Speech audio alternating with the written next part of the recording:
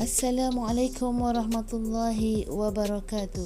Baiklah Mek Murid, hari ini keluarkan amalan lazim darjah 5. Okey, lihat muka surat 1, pelajaran 1.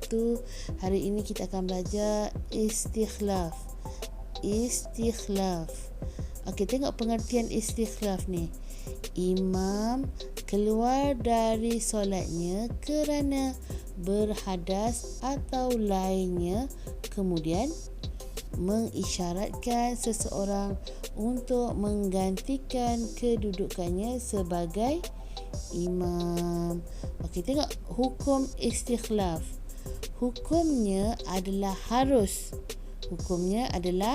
harus. Bertepatan dengan hadis Rasulullah sallallahu alaihi wasallam yang diriwayatkan oleh Imam Tirmizi daripada Sayyidina Aisyah radhiyallahu anha, iaitu Nabi Muhammad sallallahu alaihi wasallam telah menggantikan Sayyidina Abu Bakar As-Siddiq sebagai imam yang sedang solat berjemaah bersama-sama para sahabat. Kaedah imam melakukan istikhlaf di dalam solat.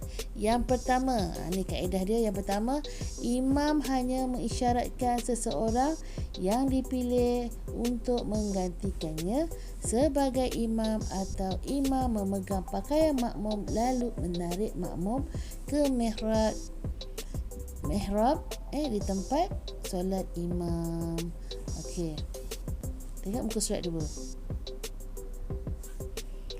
Yang kedua, kaedah yang kedua, imam keluar sambil membongkok sedikit dan meletakkan tangannya ke hidung. Perbuatan tersebut dilakukan untuk memberi sangkaan yang hidungnya telah pun berdarah. Okey, tengok kaedah yang ketiga. Istikhlaf mesti dilakukan dengan syarat, bukan dengan suara. Mesti dilakukan dengan apa? Dengan isyarat. Dengan isyarat. Jika dirasakan perlu, yang pertama, imam hendaklah menunjukkan dengan jarinya bagi bilangan rakaat. Yang kedua, meletakkan tangan di atas lutut sebagai tanda dia meninggalkan rukuk. Yang ketiga, meletakkan tangan di atas dahi sebagai tanda dia meninggalkan sujud. Yang keempat, meletakkan tangan di atas mulut sebagai tanda dia meninggalkan bacaan. Okey, tengok pergerakan yang dibenarkan dalam solat. Ini pergerakan yang dibenarkan dalam solat. Yang pertama, diharuskan dengan syarat tidak melebihi 2 kali berturut-turut pergerakan anggota besar. Awak tak boleh langkah macam awak berjalan macam biasa.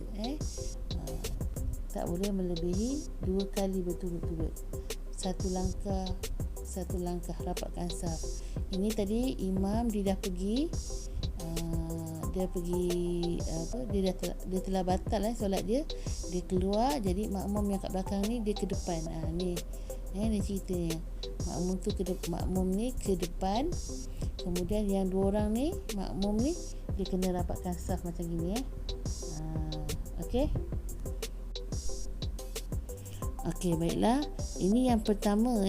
Yang pertama, pergerakan yang dibenarkan dalam solat. Yang pertama, mengisi saf yang kosong atau merapatkan saf.